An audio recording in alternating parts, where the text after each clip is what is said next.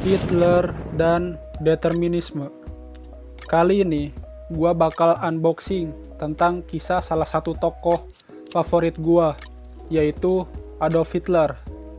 Di sini gua bakal ceritain kisah-kisah yang menarik dari Om Adolf Hitler dan hubungannya dengan paham determinisme. Oke, gua mulai dari pembahasan apa itu determinisme. Singkatnya, determinisme adalah keyakinan filosofis bahwa semua peristiwa terjadi sebagai akibat dari adanya beberapa keharusan dan karenanya tak terelakkan. Jadi, intinya takdir sudah dibuat dan kita tidak bisa mengelak dari takdir tersebut. Namun, kalau keyakinan pribadi, gue lebih condong ke arah kompatibilisme, yaitu 50-50 di antara determinisme dan free will. Oke, here we go. Hitler lahir tanggal 20 April 1889 di Bruanu, daerah Austria. Anak ketiga dari perkawinan ayahnya yang ketiga. Ayahnya seorang pegawai pabean. Masa kanak-kanak Hitler dijalaninya dengan sering sakit-sakitan, pemalu, dan bermuka pucat. Seringkali ia meradang marah pada siapapun yang tidak sependapat dengannya. Ia keluar dari sekolah pada usia 16 tahun. Pergi ke Wina, ia mencoba mendaftarkan diri di Akademi Seni Rupa. Tetapi 2 kali ditolak. Selama 5 tahun berikutnya, ia hidup sengsara, berpindah dari satu pekerjaan lain, atau yang biasa kita sebut sebagai kerja serabutan, mencetak postcard dan menjajakannya keliling, membersihkan karpet, bekerja sebagai kondektur, tinggal di rumah sewaan yang murah, dan makan sop kaldu ayam tanpa daging. Rasa amarah yang dialami karena hidupnya yang miskin dan serba kekurangan, dia salurkan pada orang kaya Yahudi yang dianggapnya sebagai penyebab kegagalannya. Dia juga pernah menulis dalam bukunya yang berjudul Mein Kampf atau Perjuanganku, yaitu, karena saya menjadi warga dunia yang rendah, maka saya menjadi seorang antisemitis yang fanatik. Dimanapun saya pergi, saya mulai dengan memandang Yahudi. Tahun 1913, ia meninggalkan Wina, pergi ke Munich. Di sana, kegagalan juga menunggunya. Ia menyambut pecahnya Perang Dunia ke-1. Dengan perasaan lega, penuh semangat, ia bergabung ke dalam infanteri Jerman. Dalam suasana perang, calon diktator itu demikian antusias dan menikmati kekerasan dan seluruh daya tarik perang yang ada.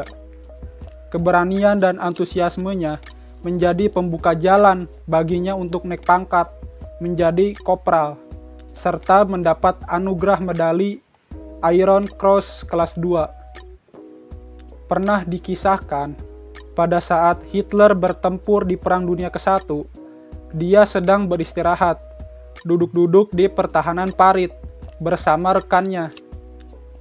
Dan tiba-tiba, Hitler mendengar suara bisikan untuk menjauh dari tempat itu. Dia menyebutnya sebagai suara Tuhan. Tak butuh waktu lama, setelah dia pergi dari tempat beristirahatnya, terjadi ledakan cukup kuat yang membuat semua rekannya tewas seketika. Lalu, setelah dia banyak mengikuti pertempuran, langkahnya terhenti untuk mengikuti pertempuran kembali. Akibat terkena semburan gas, masa-masa perang berakhir dilewatinya di rumah sakit. Ia sendiri tercengang dan kaget oleh kekalahan Jerman dalam Perang Dunia tersebut. Sekali lagi, menjadi orang sipil yang tak dikenal. Ia kembali menggelandang di jalan-jalan kota Munich dengan rasa putus asa setelah dari kekalahan Jerman yang membuat negaranya chaos. Hitler prihatin dengan keadaan negaranya itu dan semakin yakin bahwa hanya nasionalis Jerman seperti dirinya lah yang mampu membangkitkan Jerman dari keterpurukan. Dari situ, ia berpaling ke dunia politik. Kemudian bergabung dengan Partai Pekerja Jerman.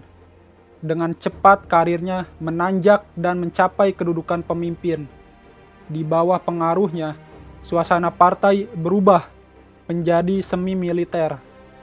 Dan sebuah nama baru diberikan, Partai Pekerja Nasionalis Sosialis, atau dalam singkatan bahasa Jerman disebut Nazi.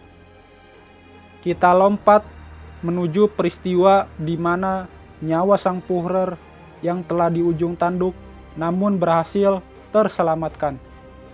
38 menit usai tengah malam 20 Juli 1944, Kolonel Klaus von Stauffenberg dengan hati-hati meletakkan tas kecil berisi bom di bawah meja konferensi 2 meter dari tempat duduk Hitler. Ketika seorang pejabat staf Hitler menggeser tempat duduknya, kakinya tak sengaja tersentuh tas.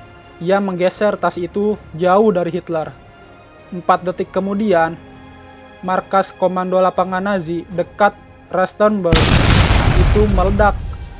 Bayangkan, meledak bomnya hanya berselang 4 detik. Jendela-jendela berterbangan dan setengah atapnya ambruk. Mayat-mayat terpental ke udara. Asap hitam menyembur dari kerangka jendela dan melemparkan atap. Anggota SS atau polisi rahasia Nazi berlarian ke reruntuhan. Itu membawa tandu ke tengah-tengah asap yang mengepul. Satu usungan itu membawa tubuh Hitler. 90 detik setelah meletakkan tas itu, Kolonel Klaus von Stauffenberg melakukan kesalahan fatal dengan berbicara di telepon. Sementara itu, ucapan-ucapan gembira terdengar di bisik-bisik para jenderal yang terlibat komplotan. Mereka merayakan kemenangan dan bersiap-siap untuk merayakan kemenangan dan bersiap-siap juga untuk menyerahkan Jerman ke pihak sekutu. Akhir perang yang dimulai Hitler telah mulai terbayang dan melegakan komplotan. Tetapi, sang diktator belum mati. Penuh rasa marah, ia cepat-cepat memerintahkan Gestapo. Ratusan pejabat militer ditangkap, disiksa, kemudian digantung di cantolan daging dengan kawat di tempat penjagalan, hingga mereka dengan perlahan-lahan mati tercekik. Adolf Hitler jauh dari tangan maut. Ia hanya menderita syok, muka terbakar, dan pendengaran rusak. Walaupun tubuhnya terlempar ke dinding ketika ledakan itu terjadi. Lalu, kisah selanjutnya adalah pada 8 November 81 tahun lalu, atau pada 1939, pentolan Nazi Adolf Hitler menghadiri peringatan Beer-Hofplatz, upaya kudeta pertamanya pada 1923 di Munich. Dalam kesempatan itu, ia mengglorifikasi keberhasilan Jerman dalam memulai perang. Satu hal yang tidak Hitler sadari dan petinggi Nazi adalah adanya bom aktif yang dalam hitungan menit akan segera meledak. Mengutip BBC, bom waktu telah tertanam tepat di bawah podium tempat Hitler berpidato. Kader Roter Volks Kampfverband atau RAF-B, Johann Georg Elser, telah membenamkan bom itu berminggu-minggu di sana. Elser memang telah menyusun rencana pengoboman itu tahun lalu. Motivasinya untuk melakukan itu muncul setelah mengetahui bahwa Hitler akan memulai perang besar. Semuanya bermula saat Elser mulai bereksperimen dengan bahan peledak ketika bekerja di perusahaan senjata di dekat kota asalnya, Swabia. Ia kemudian pindah kerja ke sebuah bar, Burger Brewhaus di Munich, tempat Hitler akan berpidato. Disinilah informasi berharga ia dapatkan. Selama lebih dari 30 hari, Elser selalu datang terlambat makan malam. Usut punya usut, Ia ternyata berusaha melubangi sebuah pilar di dekat panggung untuk menanamkan bomnya. Itu semua ia kerjakan secara sembunyi-sembunyi dan dilakukannya dengan cermat.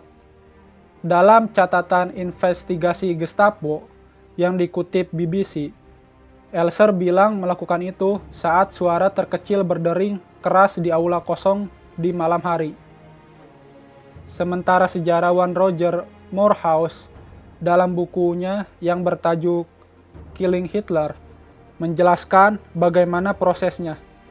Setiap suara penggalian harus diredam, setiap serbuk kayu yang digergaji dikumpulkan dan dibuang, tulisnya. Sementara itu, Gestapo berasumsi bahwa Elser berafiliasi dengan kelompok yang lebih besar, seperti intelijen Inggris. Selama beberapa dekade, asumsi itu terus bergulir.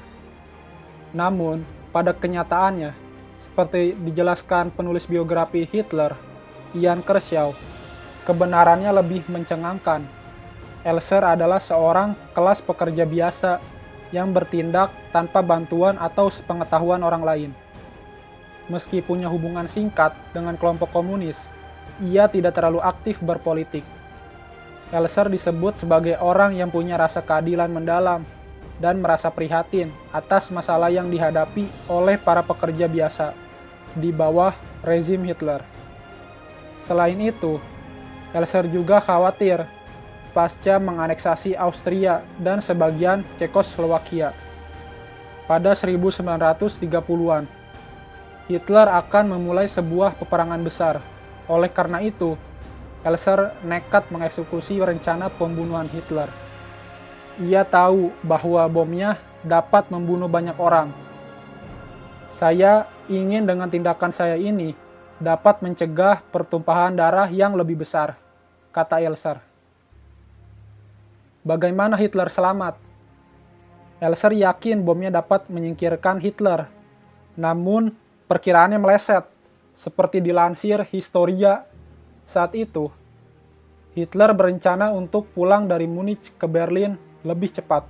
Cuaca buruk saat itu seolah menyelamatkan Hitler dari maut. Hal itu membuatnya harus pulang dengan menempuh jalur darat, dengan menggunakan kereta. Itulah yang menyebabkan Hitler harus mempercepat kepulangannya. Hal itu membuat Hitler mengubah jadwal kepulangannya. Otomatis hal itu juga membuat jadwal pidatonya dipersingkat dari 2 jam menjadi sejam. Alhasil, ia sudah meninggalkan podium pada 21:07 atau 13 menit sebelum bom meledak. Bom yang dibuat Elser akhirnya meledak pada 21:20, meruntuhkan bangunan tempat Hitler berdiri, memberikan pidato. Menurut histori, 8 orang tewas akibat peristiwa itu, sedangkan 62 lainnya terluka. Elser kemudian diciduk di Konstanz, dekat perbatasan Swiss. Nasibnya berakhir di kamp konsentrasi Dachau. Pada akhirnya, ia dieksekusi pada 9 April 1945. Jadi, itulah sedikit cerita tentang perjalanan kisah Adolf Hitler yang dulunya gembel, lalu menjadi tentara, setelah itu menjadi politikus, dan kemudian menjadi Sang Führer, Jerman yang mempunyai kekuasaan absolut atas Jerman, dan juga Hitler mengalami banyak percobaan pembunuhan. Namun ia masih bisa selamat dari kejadian tersebut. Dan itu semua bisa dijadikan alasan atau bukti yang membenarkan tentang adanya teori determinisme. Oke, teman-teman bisa menambahkan atau mengkoreksi dengan menuliskannya di komentar.